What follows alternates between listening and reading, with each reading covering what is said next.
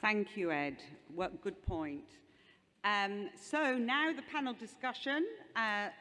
So we want lots of people who, I hope you've written down loads of questions. But before we start the panel discussion, I'm going to give Astri a chance to say something. And Astri is also, we're also going to invite Dina de Sousa because we want to hear from the patient and family representatives. So over to you, Astri.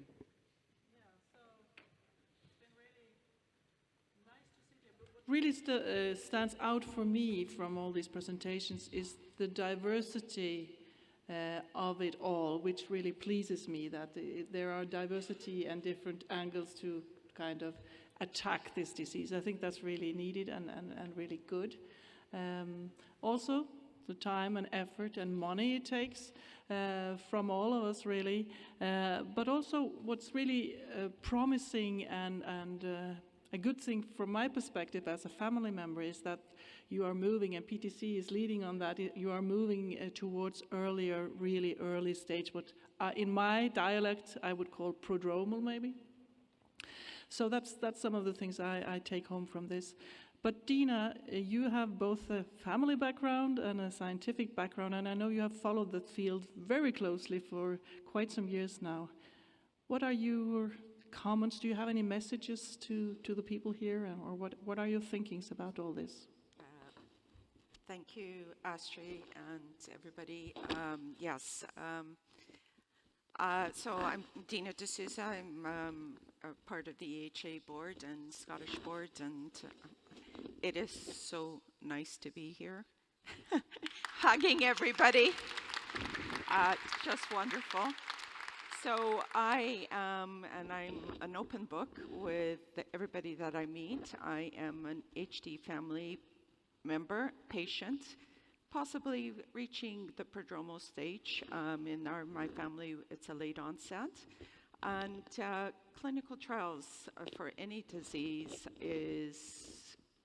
they're needed. That's the scope of it. Family involvement has changed over, I would say, in the last 10 years, and families, patients are the experts in the field, and the collaboration with pharma and everything else is essential.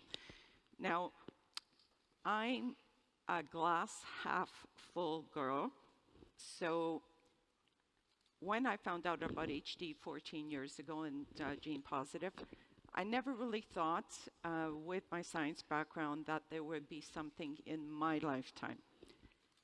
But I've tirelessly worked really for my two boys, or men, who are at risk. But then in 2019, when Ionis presented their results, and actually I was in Lisbon with Astri, my glass changed. I went from to a glass half full. The biggest discovery that was the news, the biggest discovery in neurodegenerative diseases in 50 years. And I thought, great. They are able to lower the mutant protein by 40%. Oh my God, this is us. We are going to be the next SMA, and this is going to be the answer. I have never been able to be part of any clinical trials because of the inclusion criteria, and if I could, I actually would. I wouldn't tell you which one I would have participated in, but that's because to me that's a very personal thing to say. So, last year with Roche, then Wave, then this year, Novartis, UniQure, and I'm sure there are plenty of people in the audience here that have felt the same. I felt like a whack-a-mole. I don't know if everybody knows what that is, at a fairground where you hit somebody and the mole goes down. I'm the mole, getting knocked down, come back up, get knocked down. Now, it is really, really easy just to feel I'm going to stay down. Really, what's the point of up and down, but I have to encourage everybody that you have to get yourself up.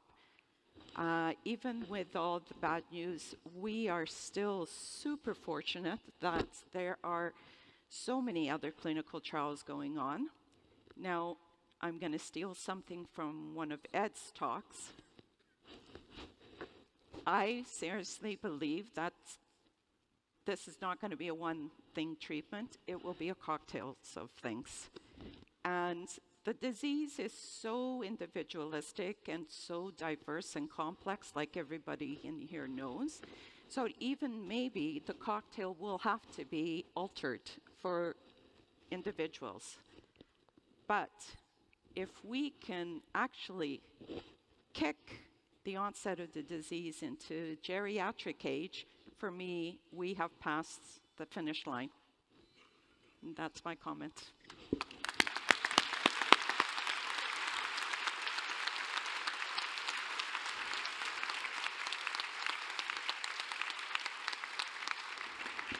Thank you, Dina, and I think that was a perfect comment. And drug development is challenging, and I often use the analogy in cancer, and I'm going to talk about cancer because we used it for a model for the staging system later today. But if you look back to the 1970s, there were over, cancer's a bigger field, hundreds of trials that got stopped. There were many, many adverse events, and it was testing chemotherapy in the early days where cancers were 100% untreatable. It took a lot of trials, a lot of drug development, but now many cancers today are treatable, completely treatable. And I think we're in that phase, and so drug development is difficult. We're going to have to keep getting ourselves up, as Dina said, and as a community, we have to keep going, and this is why this session has been so amazing, is there's so many great opportunities. So now we'd like to take a few questions from the audience, because the great speakers this morning, so we've got a few moments to have some discussions from the audience. Thank you, guys. Ralph. Yeah. Thank you, everyone, for these great presentations. And just one thing to add, I also think we have to learn with possible side effects of treatments, right? Like oncology does as well. So I think, for instance, what we have seen with UniQure doesn't mean that's the end of it, because we have to learn what this means. If this is a transient observation, that's going to be fine, because if we have a long-term treatment, we can tolerate that. I think there are a couple issues. Same thing with Novartis. I think that's not at the end of it. I have a concrete question to Danlin, though. I wonder, like, with the new backbone chemistry that you are now addressing in the SNP3, that's obviously good, and we'll see where this goes. Nevertheless, we do know that SNP1, SNP2 are the big players also. So how far down the line are you to potentially re-engage SNP1 and SNP2 with a novel backbone chemistry? So our current study is a proof concept study. So if we do see mutant Huntington lowering, and then we will reconsider the other SNPs. Okay, so other questions? You must have all written down loads of questions. Over here. Hi, Ruth Carter, Leicester School of Pharmacy. Hi, Dina. So I echo Dina's and Sarah's enthusiasm for the excellent work that's being done and all the speakers for their great talks this morning. I'm going to go back to something that Fred Sadu brought up as an aside. Who knew that Harry Styles would grow up to look like Fred Sadu? And I'm also reminded of the fact that at the very last session of the EHDN meeting in 2018, I raised a point related to the same issue and was summarily chastised for having done so. But I think Fred raised a very important point, and I'd like to reiterate that it in maybe a different way.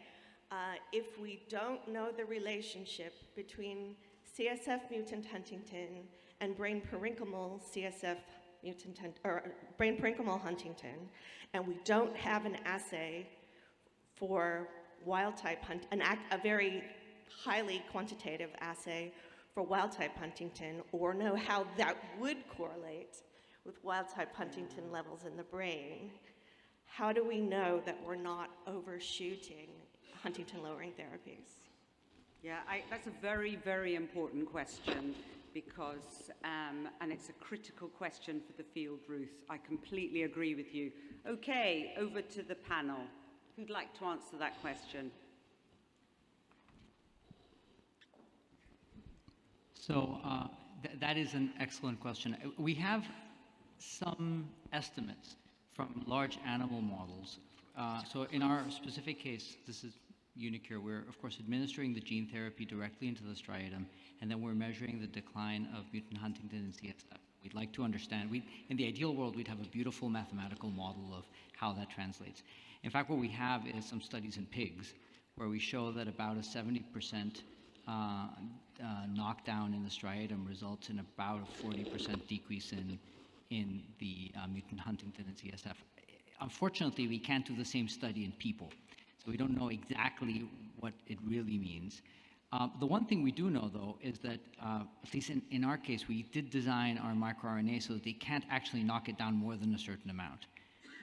It is sort of in the nature of how microRNAs work that you can't really knock anything to zero, which I think it gives us a little comfort, maybe not enough comfort. Yeah, well, we don't know that, actually.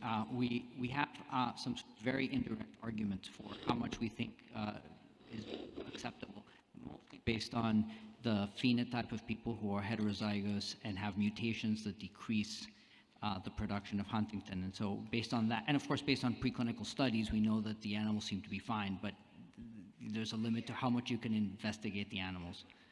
So it's a good point. I do think it's, so far anyway, it seems to be relatively well tolerated, which, except for the acute effect, which has nothing to do with knockdown of Huntington.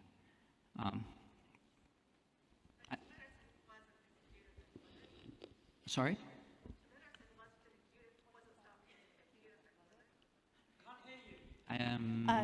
Sorry about that. Not all of the trials. The trial was presented here. Yes, it was an acute effect, but not all of the effects seem to be acute effects in all of the clinical trials. Right. So I can't really comment on other people's trials, but what I can say is that in our case, we're very certain that the acute effects that we see are sort of akin to an infusion reaction. Probably due to activation of the innate immune system. It's an acute effect. It is not related to knockdown of Huntington, which happens much more slowly. So now as to why nusinersen failed, as to why the Roche-Ionis study failed, that means it's not really for me. And that's going to be a topic later that Peter's going to talk about. With the failed trials, wild-type Huntington lowering we still don't know, and it's a very important question for the field. How much, how long, how safe? The Roche trial, Peter will present this later, so make sure you go to his talk, was exposure-related toxicity in late-stage patients. The WAVE was no target engagement at maximum dose. The Novartis study was off-target, dose-related toxicity in peripheral nerves. And as Ricardo talked about in UniQure, again, a different reason to do with viral load. So the reasons are all very different, and from each of the studies we have to learn. And I think, Ruth, you make a very good point, because no study, and again I'll quote Ed, but no study's a failure. We have to learn from the studies. Every study is important, and now we know much, much more because of what happened in Generation HD1. You can't go too quickly. You need to do a dose finding. And there are many different approaches. I'm sure Peter and Roche will present this later. And from all of the studies, we'll learn we will do better studies as a community. And so I think your point's very important. The whole question of wild-type Huntington is we don't know yet. And we don't know if it's safe, how long, and that's a big question for the community. And does anyone want to comment on that? I mean, about wild-type Huntington? Amy or anyone else want to comment in terms of how we test that? Or anyone want to comment on assays? We don't have a good assay. It's very challenging. Irina. I know I will not talk about mutant HTT assays, but I do want to say, and I've said this very briefly in my presentation, and I know everybody here agrees, I assume, with that. PK/PD modeling to the best extent possible that we can do is really, really important.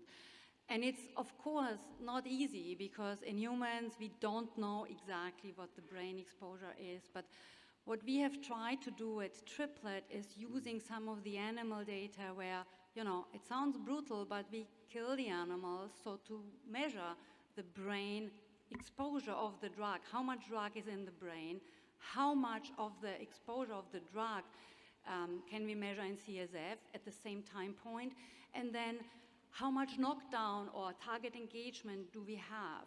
So we had a wonderful colleague who was putting all of this data together, looking at small animals and larger animals, and then the goal was in the human then to look at the CSF where it is what we can measure and sort of put it into the model that actually helps us understand this, because I do think it's very important to not do too much and not do too little, so that when we read out the clinical data, we at least know that we have the exposure and the target engagement we need.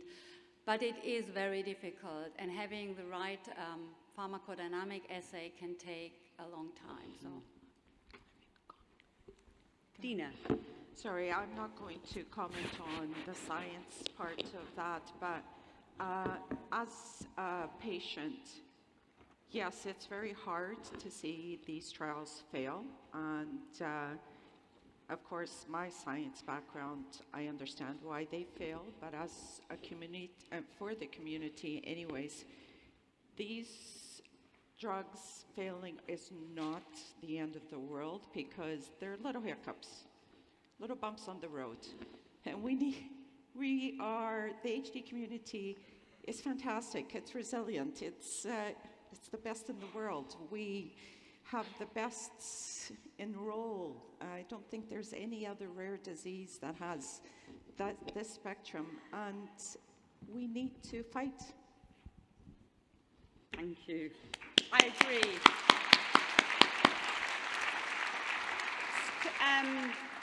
One last question. Oh, I thought it was Robert in the front row. Sorry, was it Elena? Yeah, sorry. Elena, sorry. Yeah. So, Elena, then Robert, then we're done. yeah, so I have a very naive question for all of you, and the question is this. And so I had the impression that in the trials targeting the gene, you are giving up too soon on animal studies. And of course, you have beautiful molecules and beautiful strategies. It would be very important for everyone, including you. I mean, for example, on the PTC molecule, I mean, to know what happens to Huntington 1A in your BAC-HD and C behavior. So what prevents you from testing your molecules on 3 different animal models, different genetic background, and within 12 months, you and we will know so much. And of course, you have an entire community that will be able to help you. And if you look, for example, the predopidine trial, I mean, Michael keeps adding experiments from animals and cells that increases the confidence on the trials. Just a general comment, if you can.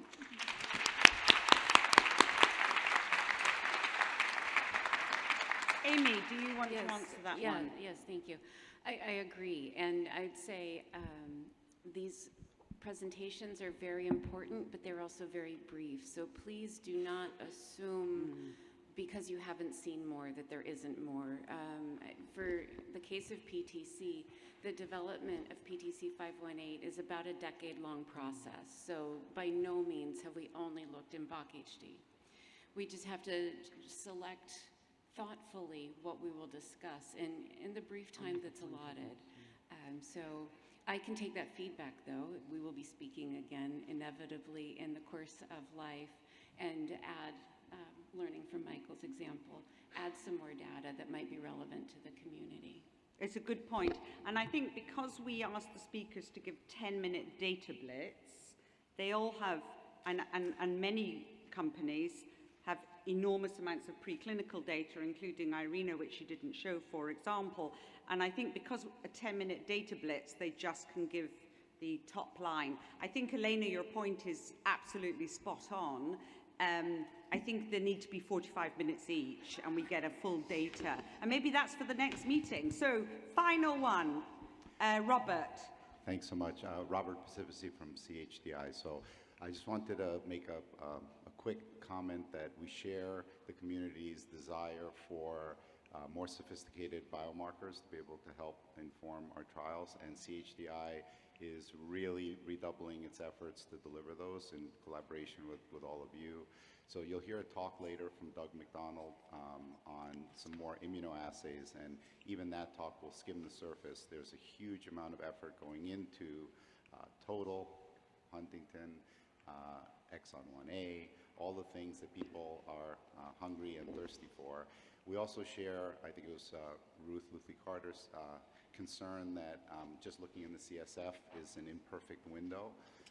Some of you may have heard a talk that was given at HDTC not too long ago that there's a very promising PET ligand that's being developed that binds to mutant Huntington, which will give us spatial and temporal resolution. So we'll be able to see where and when and how much Huntington is being lowered.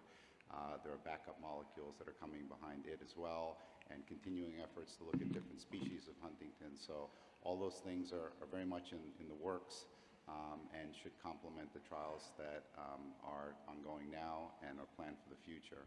One last thing, if I might, is that this issue of allele selectivity, of course, is front and foremost on everybody's mind. And is it okay to lower wild-type Huntington?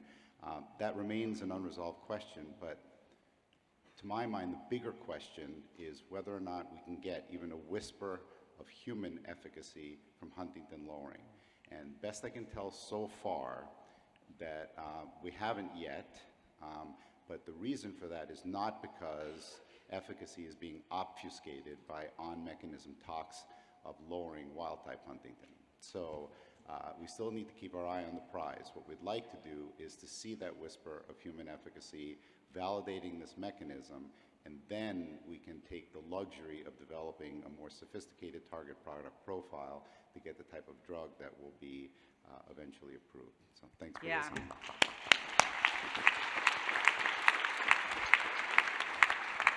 It's a great session, guys. I know we went 15 minutes over, but it was so good.